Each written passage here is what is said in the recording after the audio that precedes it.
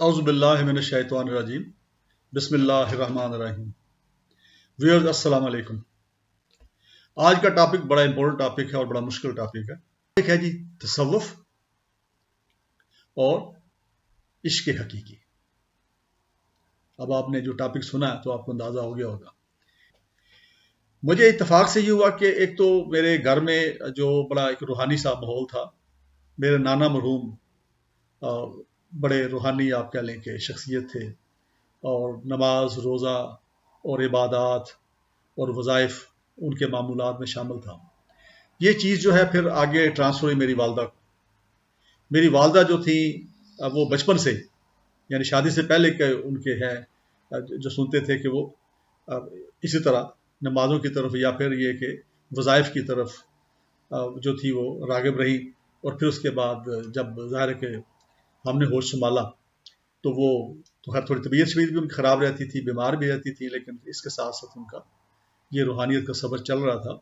اور کئی بار ایسے واقعات ہوئے جو میری زندگی میں نے خود ان کو آبزرو کیا کہ انہوں نے ایبرپٹلی کوئی بات کہی تو وہ بات صحیح نکلتی تھی، کہ جو بھی ہمارے پاس طاقت ہے، یہ جو میں ابھی بول رہا ہوں آپ کے سامنے، یہ میری اپنی زبان نہیں ہے، میری اپنا الفاظ نہیں، میری آواز اپنی نہیں ہے، یہ اللہ نے عطا کی ہے تو میں اس قابل ہوا ہوں۔ اگر چاہے تو 1 منٹ میں اللہ تعالیٰ جو ہے میری سب کچھ بند کر دیں اور میری روح نکل جائے میرے جسم سے، تو یہ جتنی بھی قوتیں ہیں، طاقتیں، جب ہم ذکر کرتے ہیں کہ کسی شخص کے پاس کوئی روحانی طاقت ہے یا تھی، تو وہ اس کی طاقت نہیں تھی، وہ اللہ نے عطا کی، اور اللہ تعالیٰ نے کرم کیا اس کے اوپر کہ یا اس کی کوئی آپ کہہ لیں کہ اللہ کے سامنے ایک جستجو تھی، کوشش تھی، محنت تھی، مشقت تھی، یا اس کا انداز ایسا تھا کہ اللہ تعالیٰ نے محسوس کیا اور اللہ تعالیٰ نے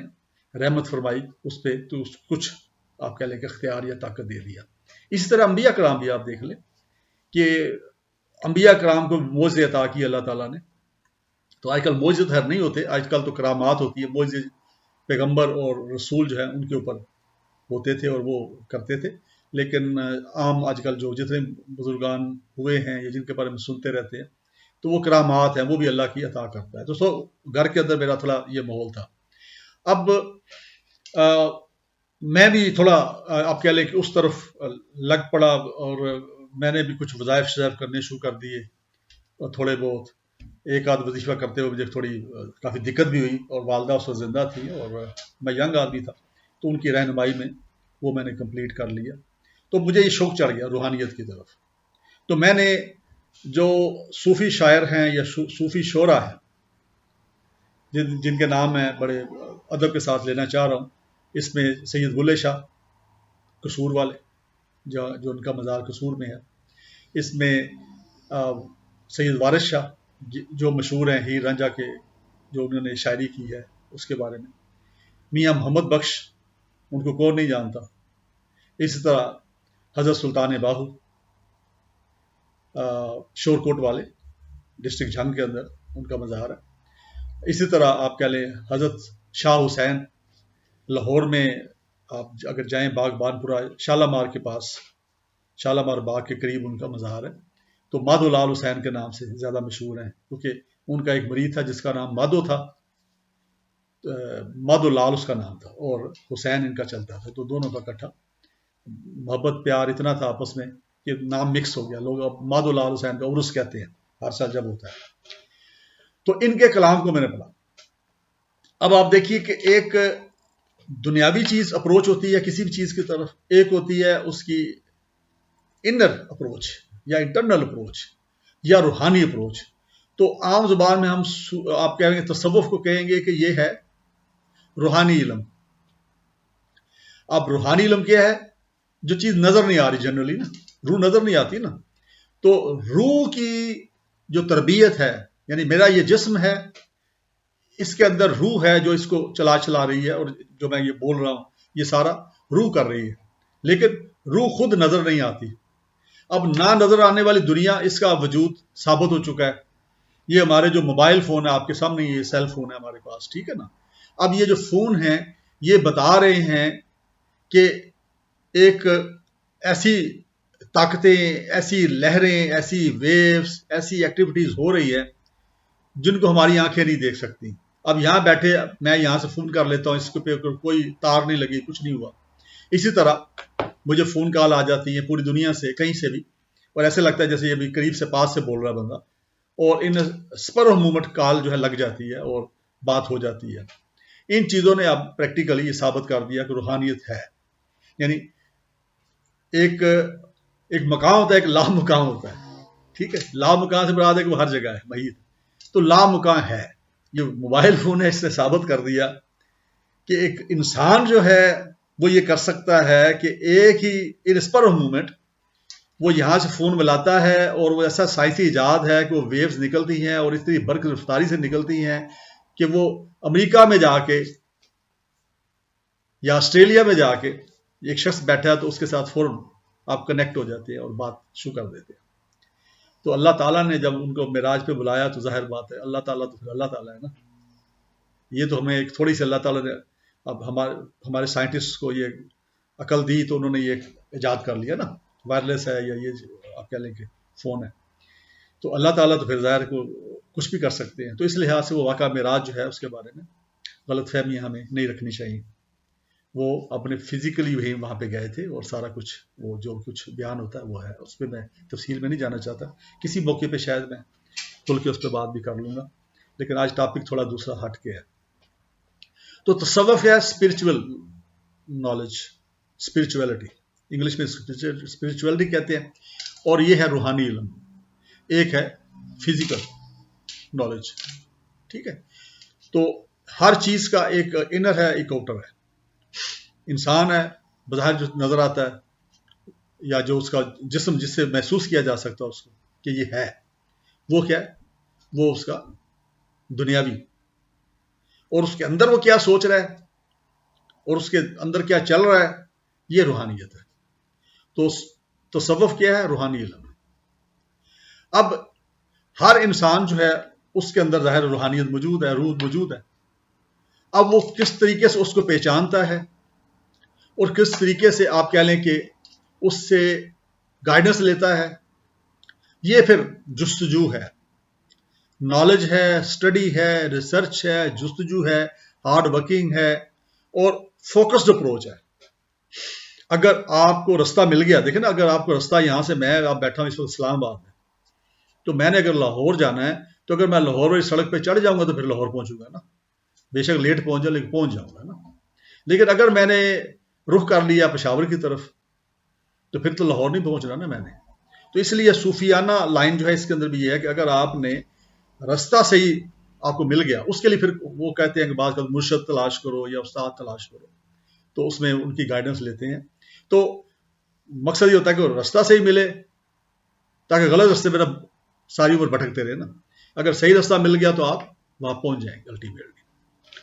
اب یہ جو صوفی شاعر ہوئے ہیں ان کا جو کلام ہے اگر اس کو ہم پڑھیں تو یہ بظاہر جو ہے ہمیں اگر دنیاوی طور پہ دیکھیں تو بڑا عجیب سے لگتا ہے نا. جیسے حضرت بلے شاہ کا کلام ہے، اس میں ایک ان کا پڑھ دیتا ہوں شعر. اٹھ جا کراڑے مار نہیں، اے سوم تیرے درکار نہیں، ایک روز جہانو جانا ہے، جا قبرے وچ سمانا ہے، تیرا گوشت کیڑیاں کھانا ہے، کر چیتا مرگ وسار نہیں. اب تو اس کے اندر انہوں نے سارا کچھ بتا دیا کہ تم اٹھ جا کراڑے مارنے کا مطلب یہ ہے کہ آپ غفلت میں نہ شکار رہو، آپ دنیا کی مصروفیات میں مگن نہ رہو، غافل نہ رہو، جاگو. کراڑے مار نہیں مطلب سویا ہوا ہے انسان، سویا ہوا ہے نا، دنیاوی کاموں میں لگے ہوئے ہیں. ہم نے اسی دنیا کو سب کچھ بنا لیا کہ یہیں پہ ہم نے جی پراپرٹی بنانی ہے، پیسے اکٹھے کرنے ہیں، پھر اس کے بعد گاڑیاں اچھی رکھنی ہیں، گھر اچھے رکھنے ہیں، ٹھیک ہے، اور بچوں کو بڑا افسر بنا دینا ہے یا بڑا بزنس مین بنا دینا ہے وغیرہ وغیرہ. تو یہ سارے دنیاوی چیزیں ہیں نا. آلدو اس سے انکار نہیں کرنا چاہیے، اگر جائز رائے سے کیا جا سکتا ہے، اسے منع نہیں کیا، کیونکہ ایک روز جہانو جانا ہے، ایک دن تم نے جہان سے چلے جانا ہے، ایک دن ملک الموت نے آ جانا ہے. اس نے کہا چل بھی امتیاز تمہارا ٹائم ہو گیا، تو امتیاز دیکھتا رہ جائے گا بھی یہ کیا ہوا، ابھی تو میں نے یہ کرنا تھا، ابھی تو میں نے وہ کرنا تھا، ٹھیک ہے. تو وہ کسی وقت آ جاتا ہے نا. تو ایک روز جہانو جانا ہے اور پھر جا قبرے وچ سمانا ہے، پھر مجھے اٹھا کے میرے جو عزیز و قارب ہیں، میرے بچے جو ہیں، میرے سارے رشتہ دار جو ہیں، دوست جو ہیں، وہ آئیں گے اور آ کے آپ دیکھیے گا کہ اس میں عام طور پر اگر تھوڑا لیٹ ہو جاتا تو ان کو بڑی پریشانی شروع ہو جاتی ہے، گھڑیاں دیکھتے ہیں بار بار، کیونکہ ہر ایک نے کہیں نہ کہیں جانا ہوتا ہے. وہ کہہ نہیں پاتے، لیکن وہ پھر بڑا ان کے چہرے دیکھنے میں آتا ہے کہ یار اب اٹھائیں اس کو، جنازے کو، اور ہم سپرد خاک کریں اور ہم اپنے کاموں میں لگ جائیں. کلوز سے کلوز، قریبی سے قریبی. تو یہ تلخ حقیقت ہے، اس میں کوئی گلا نہیں کسی سے، کیونکہ سارے ایسے کرتے ہیں، دنیا ہے نا یہی. تو جا قبریں سمانا ہے، تیرا گوشت کیڑیاں کھانا ہے، اور وہاں پہ کیا ہونا، تم نے گل سڑ جانا ہے، تمہارا گوشت جو کیڑے کھائیں گے، کیڑے مکوڑے کھائیں گے، اور ختم ہو جائے گا تمہارا جسم اس کے اندر. کر چیتا مرگ مسارنا ہے. سو مرگ کو بھولو نہیں، اس کو یاد کرو.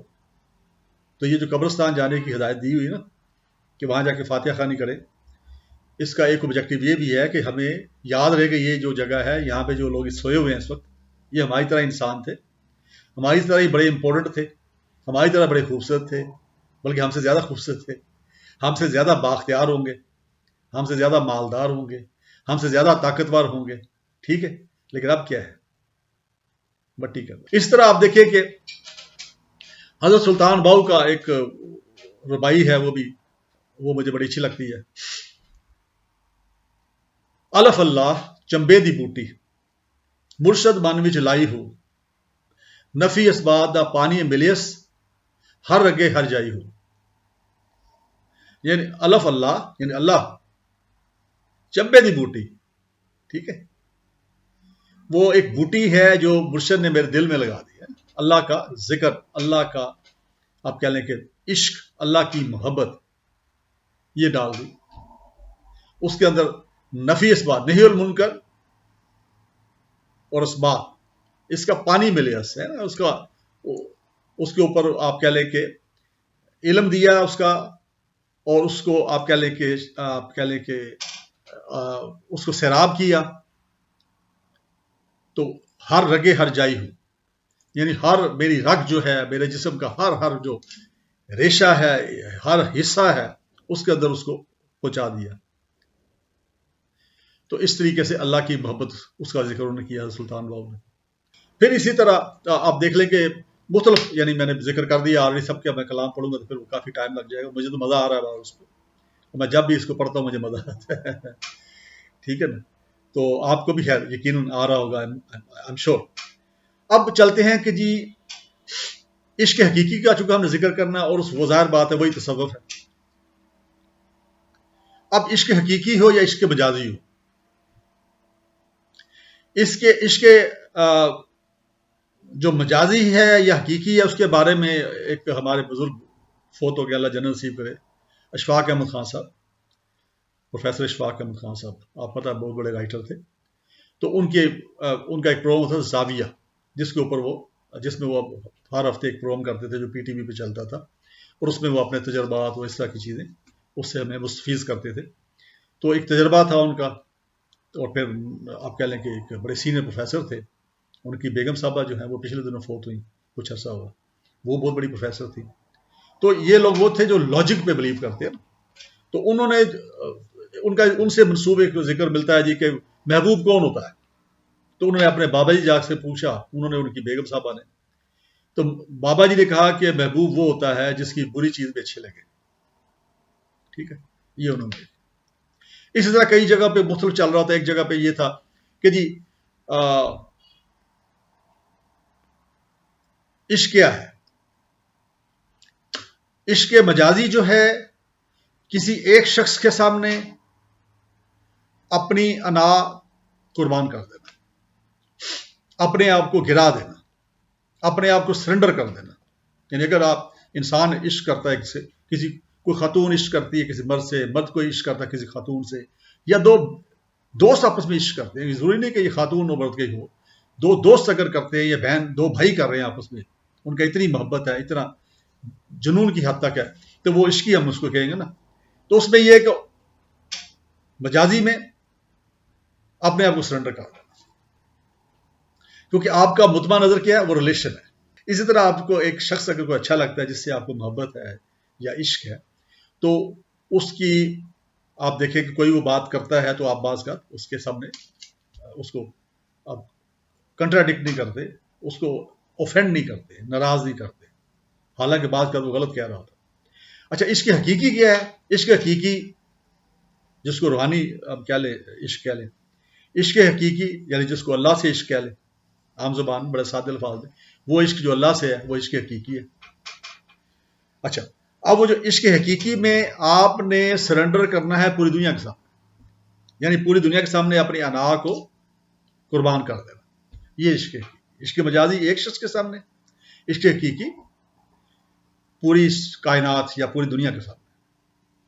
اب حقیقی عشق مجازی کیوں کہتے ہیں اور عشق حقیقی کیوں کہتے ہیں؟ اس کو عشق مجازی اس لیے کہتے ہیں کہ اس سے ختم ہو جانا ہے۔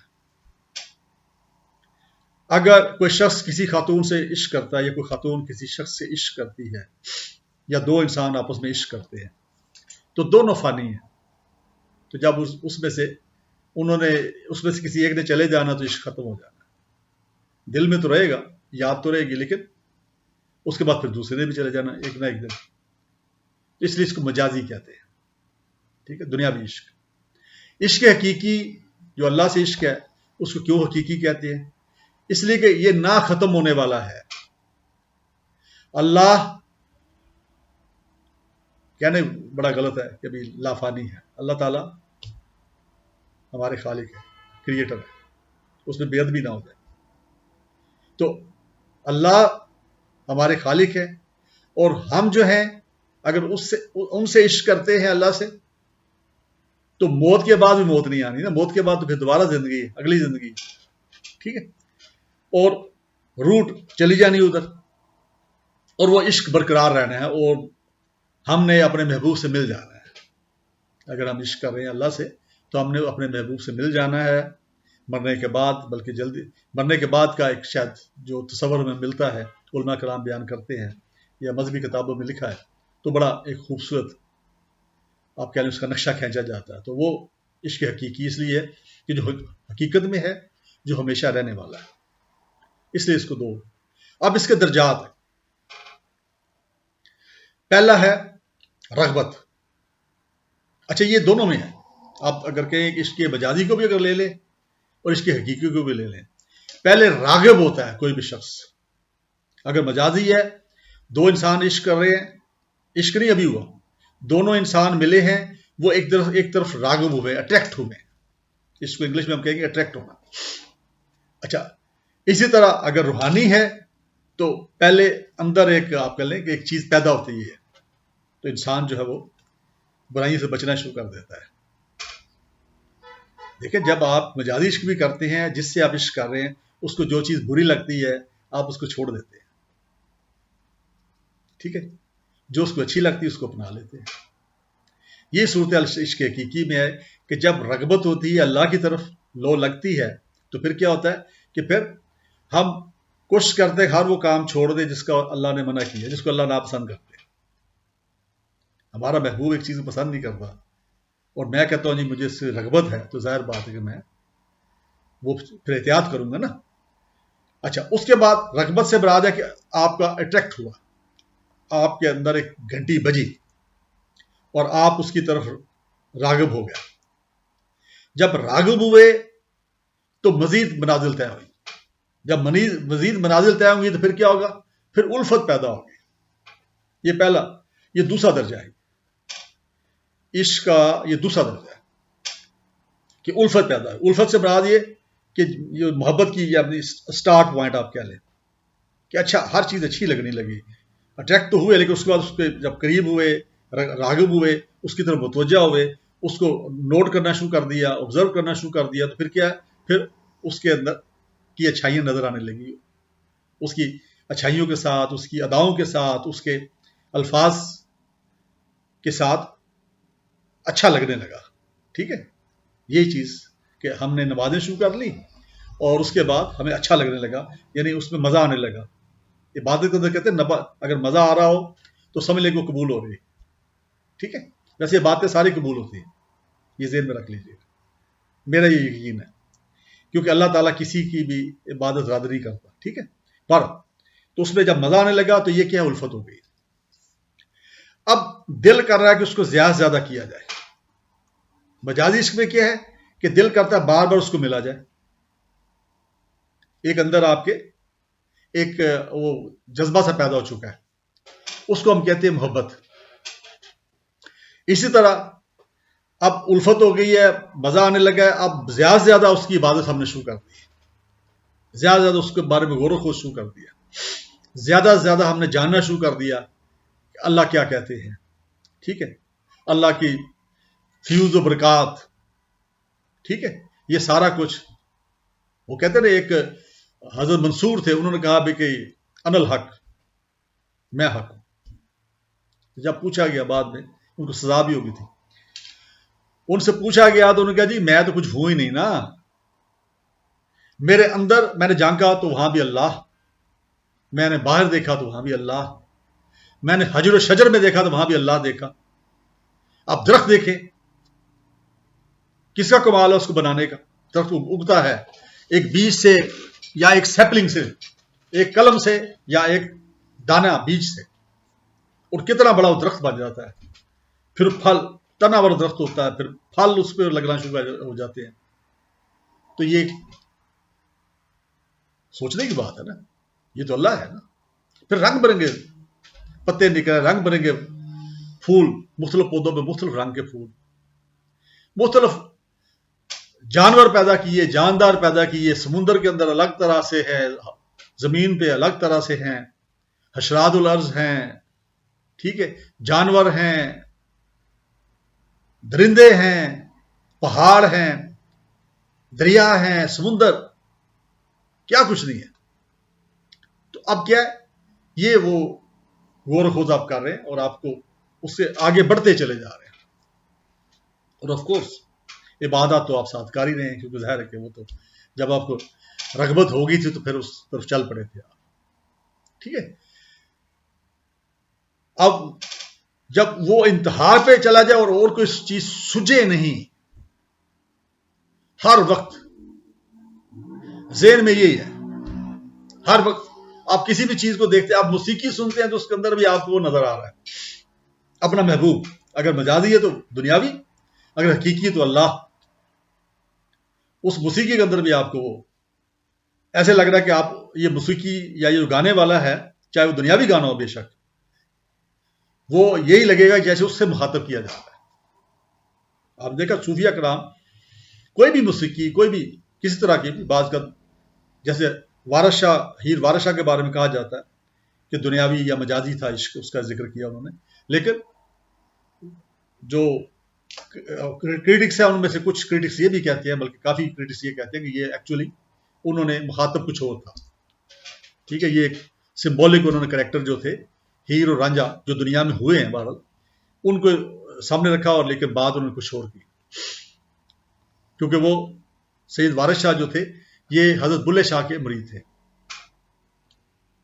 ٹھیک ہے نا. تو اب کوئی لمحہ, کوئی ٹائم ایسا نہیں ہے کہ جب آپ اپنے محبوب کو یاد نہیں کر رہے اور اس کی باتوں کو یاد نہیں کر رہے. ٹھیک ہے, یہ کیا ہے, عشق ہے. یعنی محبت جب انتہا کو پہنچتی ہے تو عشق ہو جاتا ہے. ٹھیک ہے, اب میں نے بات آپ سے کی تھی حقیقی عشق اور مجازی عشق. اب اس سے آگے بھی ایک اور درجہ ہے جہاں پہ لاکھوں میں سے کوئی ایک جاتا ہے, بلکہ شاید کروڑوں میں سے کوئی ایک جاتا ہے عشق تک. پھر بھی کچھ 100, اگر لاکھ کے اوپر اگر آپ کہہ لیں کہ آلموسٹ 50-100 شاید جا سکتے ہیں. لیکن وہ اگلا سٹیج جو ہے جس کو کہتے ہیں جنوں, جہاں بندہ مجنوں بن جاتا ہے. جنوں کیا ہے؟ فنا فی اللہ. یہ مجازی میں نہیں ہوتا, مجازی عشق تک ہو سکتا ہے, وہ بھی اگر سچا ہے عشق ہے تو. دنیاوی یا غرض یا کسی کے جسم سے آپ کو محبت ہے تو اس کو آپ عشق کا نام دے رہے ہیں. کسی کے خوبصورتی سے آپ کو عشق ہے تو اس کو لگاؤ ہے تو وہ آپ عشق کا نام دے رہے ہیں. اور وہ خوبصورتی آنی جانی چیز ہے، آپ کو پتا کہ ایج کے ساتھ ختم ہو جاتی ہے. تو جنون جو ہے وہ صرف عشق حقیقی کے بعد کا سٹیج ہے. وہ جنون حقیقی ہی ہو سکتا ہے. اس میں انسان فنا فی اللہ ہو جاتا ہے، اپنے آپ کو قربان کر دیتا ہے اللہ کی راہ میں، اپنے آپ کو بالکل بھول جاتا ہے. اس کو نہ لباس کی فکر ہوتی ہے، نہ اس کو سردی لگ رہی ہوتی ہے، نہ اس کو گرمی محسوس ہو رہی ہوتی ہے، نہ اس کو بھوک محسوس ہو رہی ہوتی ہے. اور یہ مثال ہمارے صوفیانہ لائن کے اندر حضرت صابر کلیہ شریف والے جو ہیں ان کے بارے میں کہا جاتا ہے، جو ہم نے کتابوں میں پڑھا ہے کہ وہ سٹیج پہ چلے گئے تھے. ٹھیک ہے، کہ وہ ان کو نہ بھوک کا فکر تھی، نہ پیاس کی فکر تھی، نہ لباس کی فکر تھی، نہ گرمی سردی. اس کو جنون بولتے ہیں جی. تو یہ ہے اسپرچولیزم کی انتہا آپ کیا لیں. اب وہاں کیسے پہنچنا ہے، یہ کوئی آسان کام نہیں ہے. جس طرح آپ نے مجازی عشق کے لیے آپ کو وہ سارے پاپڑ بیلنے پڑیں گے، وہ ریکوائرمنٹ پوری کرنی پڑیں گی جو آپ کا محبوب چاہتا ہے، جو پسند کرتا ہے. اگر آپ کا محبوب پسند کرتا ہے کہ آپ اچھے تعلیم یافتہ ہوں تو ظاہر ہے آپ کو تعلیم حاصل کرنی پڑے گی. اگر وہ چاہتا ہے کہ آپ کے اندر متانت آئے، آپ کی پرسنالٹی کے اندر، آپ کی پرسنالٹی کے اندر میچورٹی آئے، آپ کی پرسنالٹی جو ہے اس کے اندر تھوڑا آپ کہہ لیں کہ وہ ٹھہراؤ آئے، یا انٹلیکچویلٹی بڑھے زیادہ. ٹھیک ہے، یہ ساری چیزیں جو مجازی. اب حقیقی میں بھی یہ ہے کہ حقیقی میں آپ کو بڑے پاپڑ اس لیے بیلنے پڑتے ہیں کہ آپ کو ہر لمحہ ہر وقت